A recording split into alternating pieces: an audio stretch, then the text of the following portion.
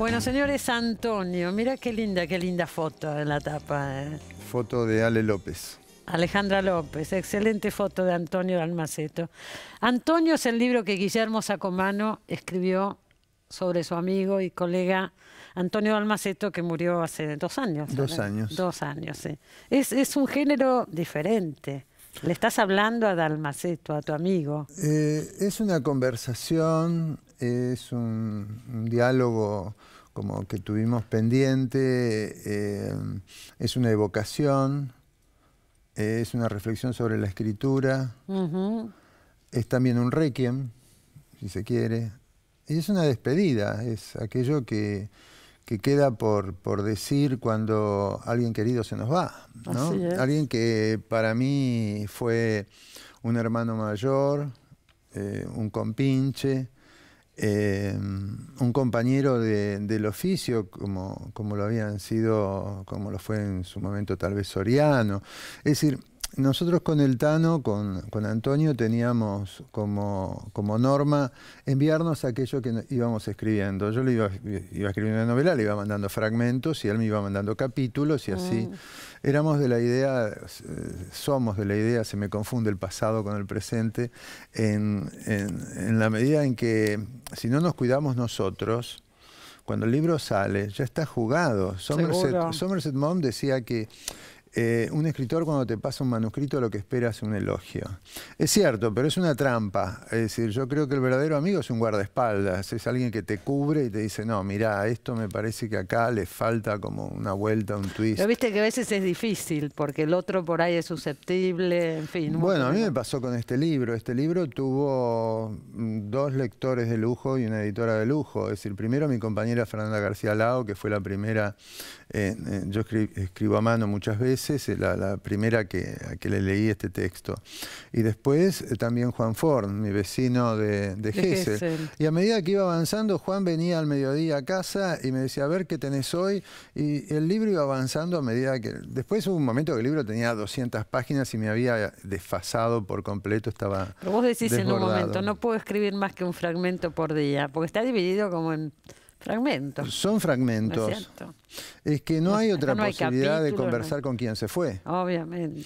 ¿No? Pero por otro lado, yo no quería que fuera un libro de autocompasión ni un libro de miserabilismo sentimental. Quería que de alguna manera situara a Antonio como figura literaria, lo que él representó.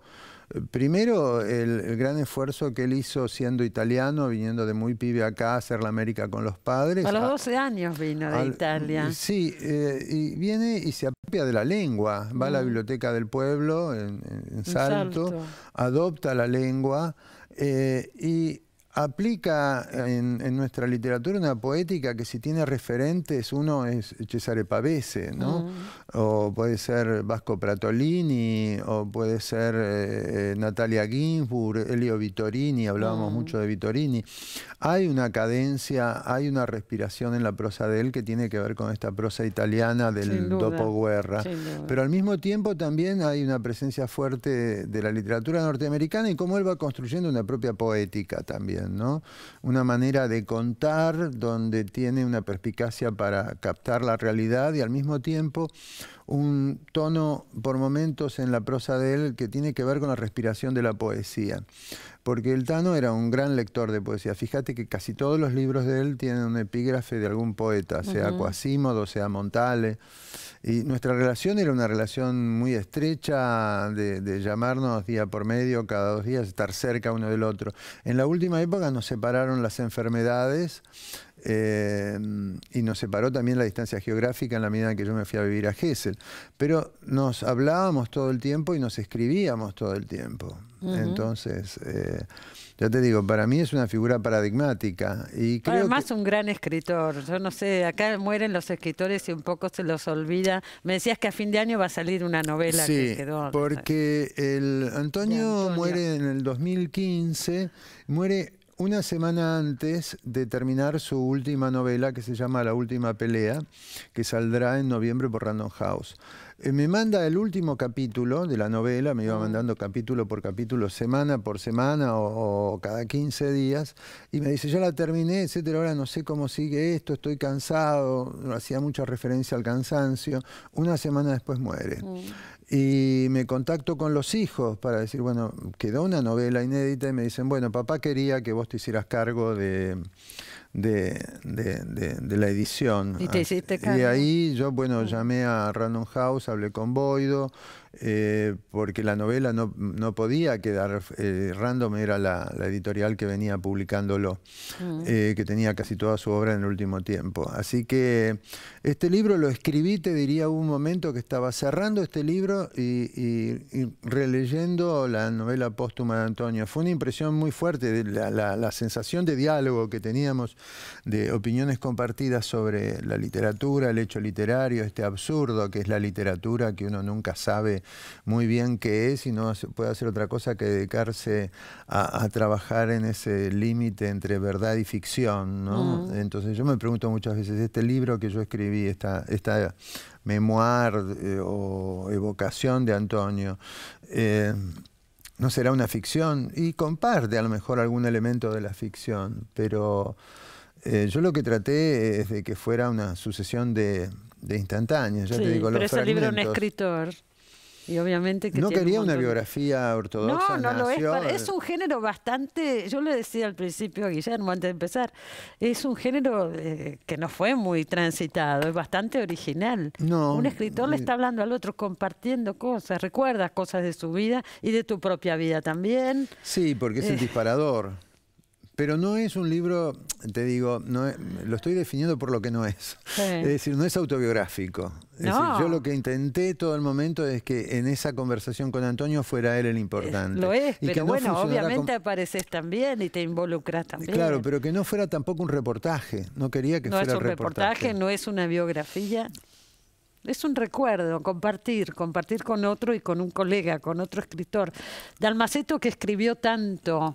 Él introducía elementos biográficos en sus libros. Oscuramente fuerte es la vida, la historia de su mamá. Él entrevistó largamente a la mamá. Novela capital, es la gran novela de Dalmaceto, pienso yo. Sigue siéndolo. Es una gran novela sobre la inmigración. Y también hay algo también a lo mejor en este relato que yo hice de reconstrucción de un momento dado, donde en el Bajo convivíamos una serie de...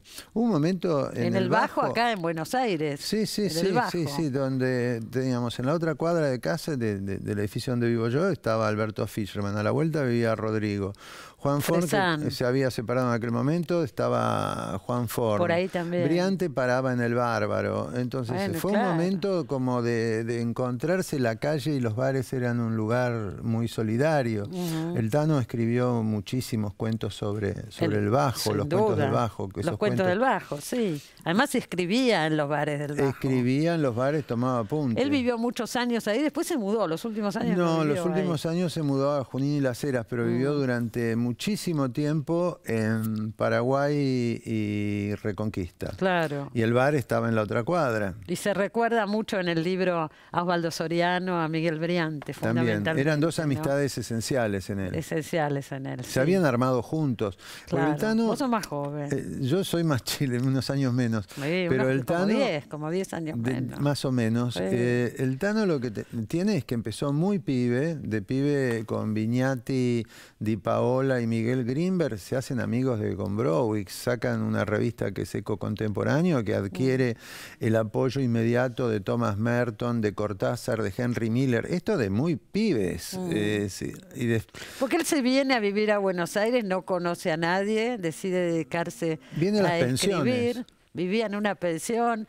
Él tenía la fantasía de que iba a ser pintor, artista plástico primero. Sí, pero se le plantea un inconveniente. Cuando llega acá y se da cuenta que está haciendo un mango, que para ser pintor necesitaba caballete, pinceles, pinturas, témperas, óleos, lo que era fuera. Caro ser pintor. En cambio, con un cuaderno se las ingenia para entrar en la literatura. Y así empieza. Y así. Y la primera novela fue Siete de Oro, ¿no? La primera novela fue Siete de Oro, la novela de iniciación. Sí. Que es una novela rara y fuerte hoy en día, porque es una novela que tiene algo de literatura beat, pero después el Tano empieza a apartarse de ese registro y va hacia otro lugar.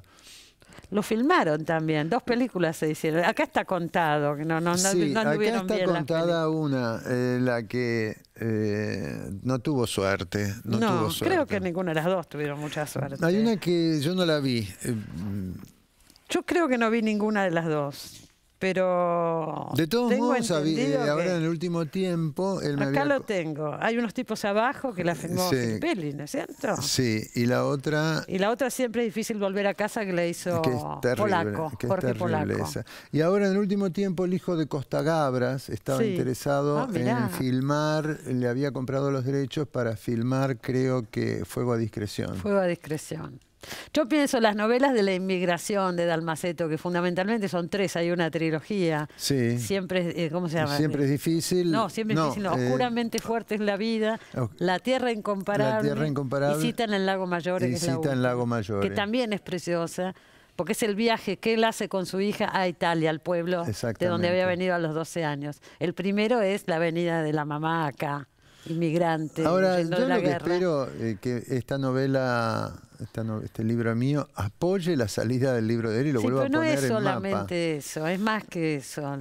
Sinceramente, yo lo digo, no es más que eso. Es un libro que se lee con muchísimo placer, pienso. Más allá, primero por cómo está hecho, uno puede seguirlo, me imagino, sin saber quién sos vos ni quién es Dalmaceto. Esa era la intención. Claro, eso es. Que el narrador que no exista, ¿no? Que sea una voz, la voz de él. Y lo puede leer alguien que nunca leyó a Dalmaceto, tranquilamente. Yo pensaba en esos libros. Es un registro de época. En esos libros que de golpe vos lees un libro sobre un compositor o sobre un artista plástico y funciona, así vos no tengas que ver con la plástica, no tengas que ver con está la logrado música. eso, mirá. Ahí está. Entonces, aunque no tengas que ver con la literatura, este libro tiene que ver con algo, con una lección de vida, con un modelo ético de vida, que lo importante para el Tano nunca fue el éxito, sino la dignidad, algo que en esto... de todas maneras tuvo éxito.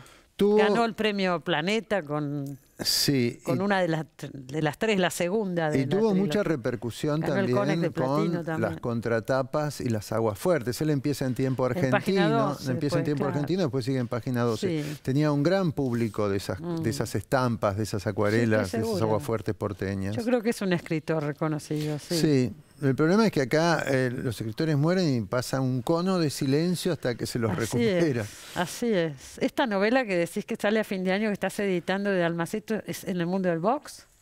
Tiene que ver con el box, tiene que ver con el box, tiene que ver con el pueblo, tiene que ver con el box y tiene que ver con el circo. Ah, mira. Y es una novela de iniciación, La Última Pelea. La Última Pelea, en noviembre. Bueno, la esperaremos. Nos vamos a ir al corte, pero nos vamos a ir... Dalmaceto estuvo muchas veces en Los Siete Locos. Entonces decíamos, ¿qué fragmento vamos a pasar? Vamos a pasar de la última vez que vino. Él vino a presentar, vino acá cuando salió... ¿Cómo se llamaba este libro? De la fábula. No, Iniciación de la fábula. Imitación de la fábula. Que es precioso, además. Es un libro poético. Y esto fue poco antes de morir. El año antes de que muriera, del 74. Con eso nos vamos al corte. Gracias, Guillermo. Gracias a vos, Muchas Cristina, gracias. como siempre.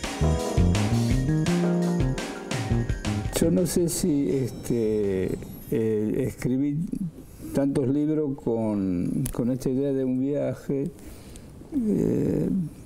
por una razón muy personal, sin saberlo, sin darme cuenta. Que fue aquel viaje inicial que me tocó hacer a mí a los 12 años, cuando vine como emigrante en un barco de inmigrantes. 12 años tenías. Claro. Tal vez venga de ahí esta obsesión del viaje y de la búsqueda. Porque sí, ya había una búsqueda ahí, en el sentido de que el chico que venía en el barco no sabía dónde iba, pero iba con una expectativa. ¿Cuál era la expectativa? ¿La de tus padres? ¿La de armar un mundo mejor, etcétera? No, en el caso del chico que tenía 12 años y que había leído a Salgari y algunos otros escritores de libros de aventura, se encontraba frente a la posibilidad de cruzar el mar enfrentarse con un universo absolutamente desconocido, fantasioso obviamente, no era el que encontró. Pero te atraía, venías entusiasmado. Sí, venía entusiasmado, claro. Claro. O sea, después de la ruptura de las cosas queridas que se dejaban, se abría la proa del barco, iba hacia lo misterioso. ¿Y cuando llegaron acá, dónde fueron? A un pueblo acá de la provincia de Buenos Aires que se llama Salto. Y etapa importante, porque ahí me quedé desde los 12 hasta los 17, que fue mi formación argentina por excelencia. Desde el idioma, tuviste que aprender el idioma. Tuve que aprender el idioma. El idioma lo aprendí bueno, en la calle porque inmediatamente me pusieron a trabajar, ¿no?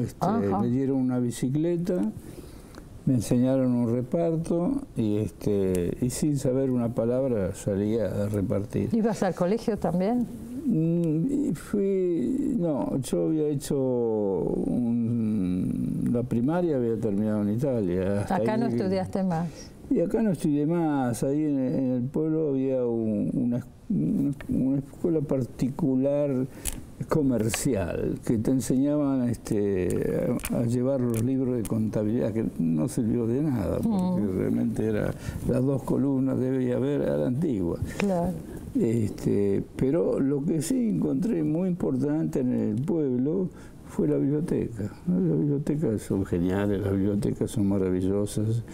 Nunca sabes en un pueblo chico, más o menos grande, quién la fundó, cómo se fundó, o por ahí está la historia, pero en una vieja casa, ahí estaban los libros, y los libros sí te abren el mundo, ¿no? Yo 13, 14 años, primero que aprendía el idioma, y segundo que sacaba de acuerdo a los títulos, porque tampoco conocía a los autores. Y no había nadie que te orientara ni nada por el estilo. Vos solo. ¿Y escribir cuándo empezaste? Y escribir en realidad empecé cuando vine a Buenos Aires. O mejor dicho, como todo adolescente, habré escrito poemas, sobre todo poemas de amor, ¿no? Esas cosas, pero cuando vine a Buenos Aires, ya a partir de los 18 años y eso, intenté, porque acá conocí, lentamente, porque vine sin conocer a nadie, recorriendo la calle Corrientes, la librería de viejos y los bares. Claro. Yo vivía por ahí en pensiones y bueno, finalmente me hacía amigo de algunos.